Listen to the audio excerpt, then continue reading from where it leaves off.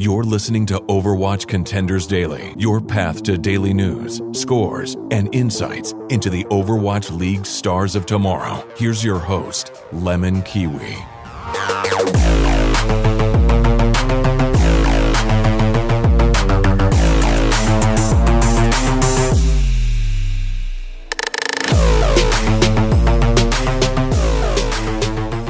Overwatch fans, hope your Monday's going awesomely. This is Overwatch Contenders Daily, and I'm your host, LemonKiwi. I've got such a accomplished and talented guest here today, Zachary Lombardo. He's part of Fusion University. These guys won NA Contenders last season. They're undefeated this season. I mean, I'd bet they'd probably win it again.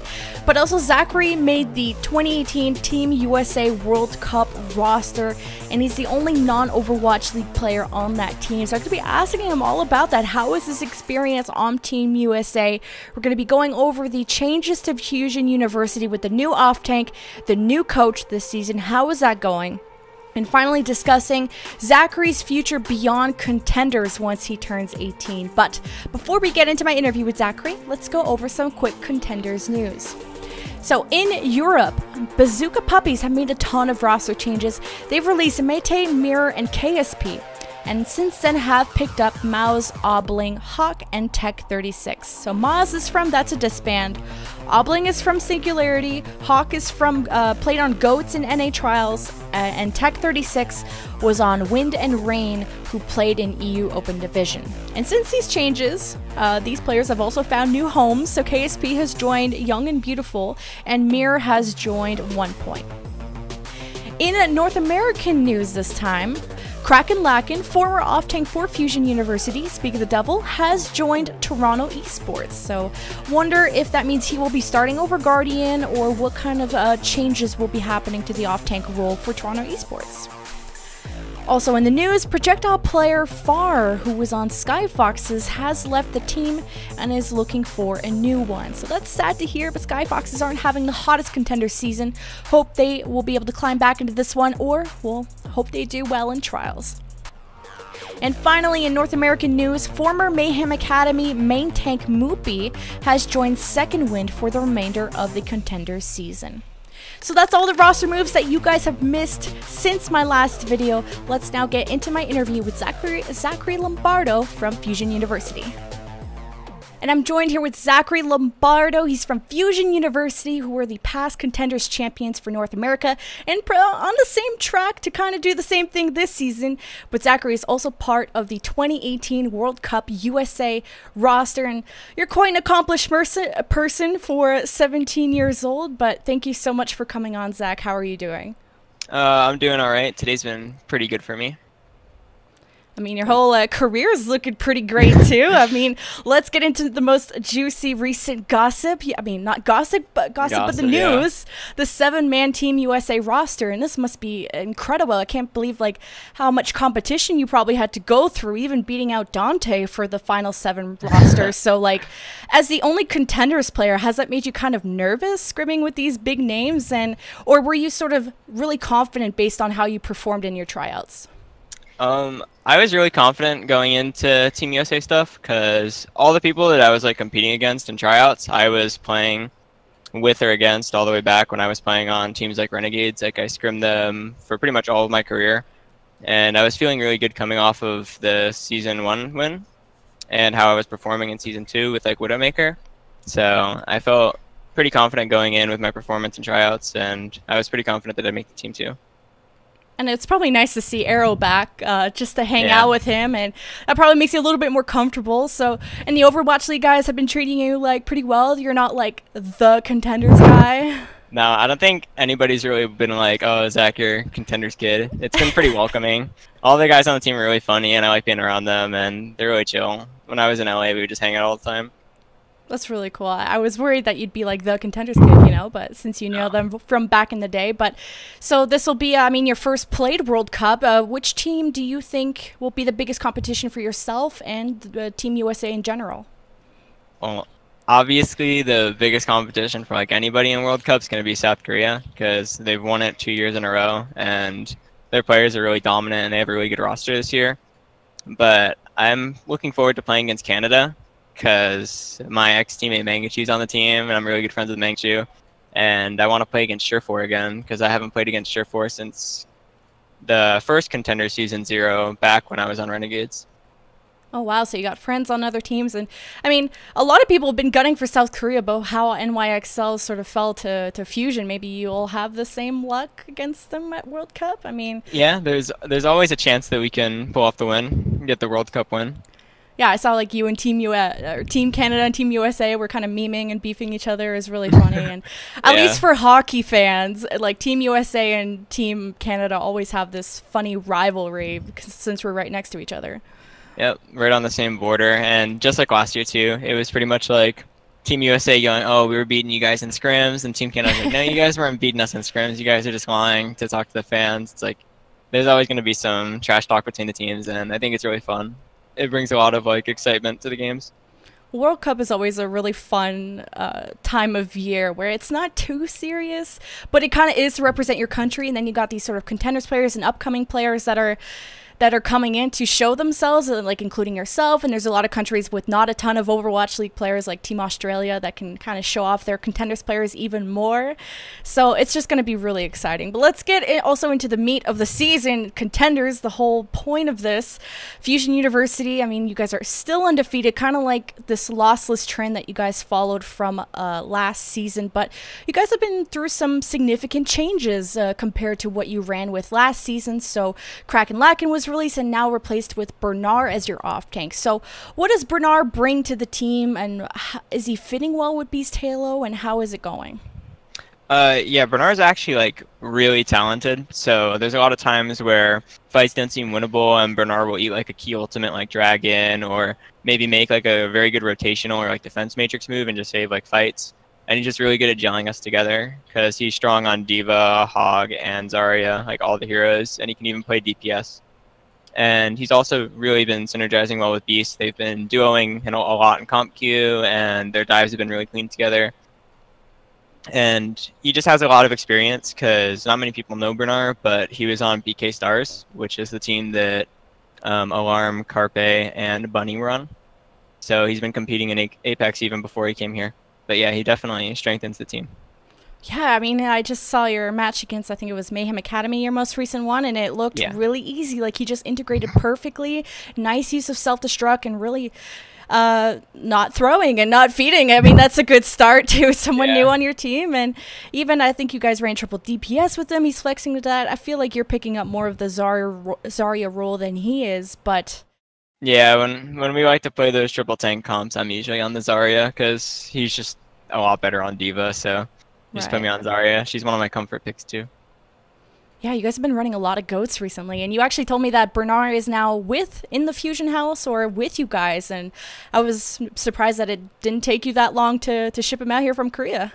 Yeah, the turnover time on that was really fast. He got like a temp visa, and I think like 3 or 5 days, and we just flew him out here, and we're all in Philadelphia for the time being and for the regular season before playoffs. And is there any like language barrier issues? I know you have other Koreans on your team, and that seems to be going well. So yeah, we have 3 Koreans. We have Horyu, Alarm, and Bernar. So the language barrier is like not too bad. There are some times where we'll get confused because people like Elk specifically will talk very fast or like very loud, and it won't really be easy to understand. So, but other than that, usually the language barrier isn't too bad because we keep our comms relatively simple. Like, we don't throw too many like specific map calls. It's mostly like bottom left, bottom right, so everybody really knows what everything is. And they know all like the basic in-game calls, hero abilities, and stuff like that. So there's no real issues with like the other team having ults or not. It's just like mostly really complex plans. Sometimes we'll make mistakes. When you try and plan those complex plans, I guess, before the match with translators and stuff like that. But speaking of planning, I mean, Fusion University came into the season with a different coach. So Arrow going to the Dallas Fuel. Now you have Pajion, who went from assistant coach to now head coach. So how effective has he been? And do you guys get to use some of the resources from the Philadelphia Fusion for coaching and analysts and other things? We don't have any, or the only time we had like coaching help from Fusion's main team was during our playoffs in Poland. Kirby came out to help us with preparing for the matches because that was like right when Arrow left. so it would have been like really awkward for us to just like yeah. only have Pajion right at that time. So Kirby helped us out. But for this part of the season and before the Poland stuff, we haven't really had any like coaching help. Like no Kirby or Hayes or Hui have like really helped us out. Like we've scrimmed them, but nothing like majors and like them stepping down and watching scrims and helping out. But Pajion is very good at spotting out like mistakes and helping us take like styles from different teams, like Korean teams, Element Mystic, stuff like that. We watch VODs of like other teams, look at their style, and we use it to improve ours. And he's just really good at making sure we're correcting things that go wrong in scrims. That's awesome, and I'm glad everything is sort of transitioning really smoothly, despite these roster changes coming in and losing a really good coach. But overall, it looks like it's going really well. That you guys are undefeated yet again. But despite all of this happening, you guys are going against the Gladiators Legion on Tuesday, who are looking really good this season. I mean, new meta. You guys are even bringing out goats. I think everyone's adapting to this meta in sort of their own way. And not to make fun of you guys, Goats is so entertaining to watch, and you guys are executing it really well, especially with you on the Zarya. So, going back to Gladiators Legion, are you looking at any weakness? Do you see any weaknesses in them? What are their strengths, and how do you think this match will go between you guys? I think Gladiators Legion overall is like really good this meta because Corey's Widowmaker is really good, Blazu's Hanzo is really good, and his Junkrat's really good too. So it's a good counter like to like Goats comp. But I think a lot of the times their default comps are pretty bad.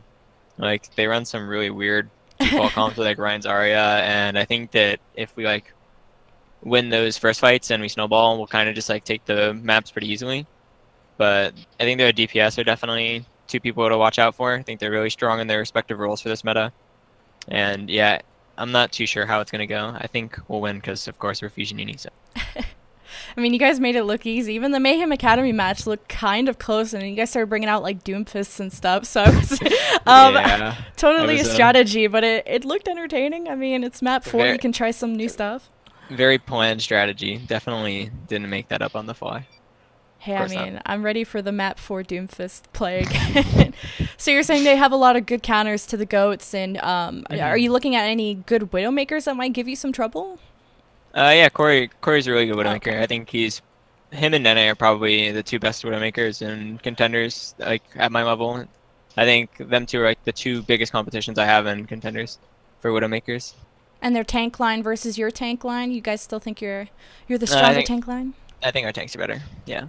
Nice, nice. I'm excited for that. I mean, we'll see if maybe they can take a map off of you, or if you guys will finish the season cleanly undefeated going into playoffs. I mean, someone's gonna uncrown you guys, or maybe give you some competition, make it a little bit tough. But to get to, I mean, something I brought out at the start of this interview, you're 17, and 18 makes you eligible for the Overwatch League, so maybe next year we could see a even brighter future for you from contenders. So very possible. Someone's gonna be looking at you.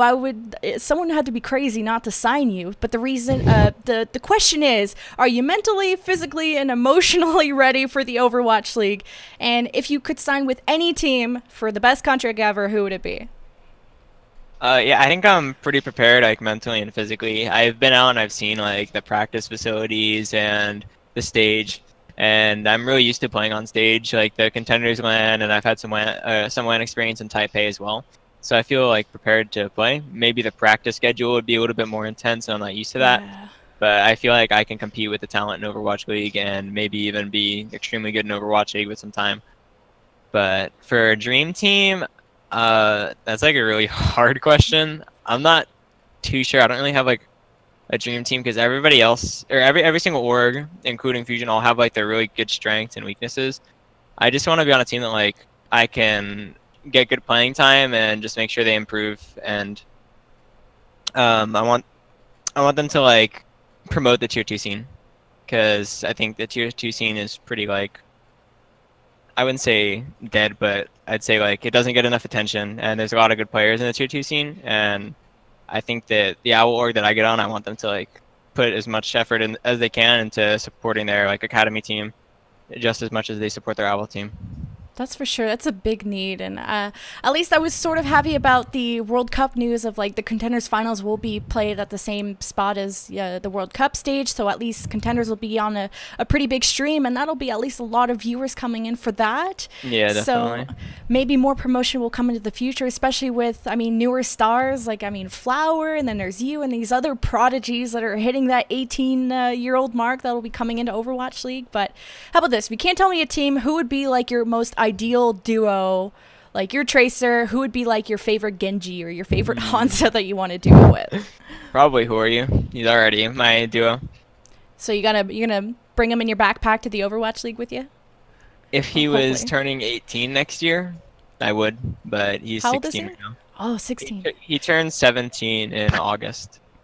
He'll be there soon. I mean, he's another one of the best Genjis and Contenders. You guys have a really stacked team overall, and hopefully he joins you maybe a year later. But you don't have to tell me leaks yet. I'll just catch you in a year and see what team you end up signing for. But I wish you like so much, tons of success. I mean, you're already hitting it big with Contenders, probably 2 seasons in a row now, and now you get to be with Overwatch League players on Team USA, where you get to strut your stuff and look like you belong there already. So yeah, I think World Cup's gonna be a lot of fun.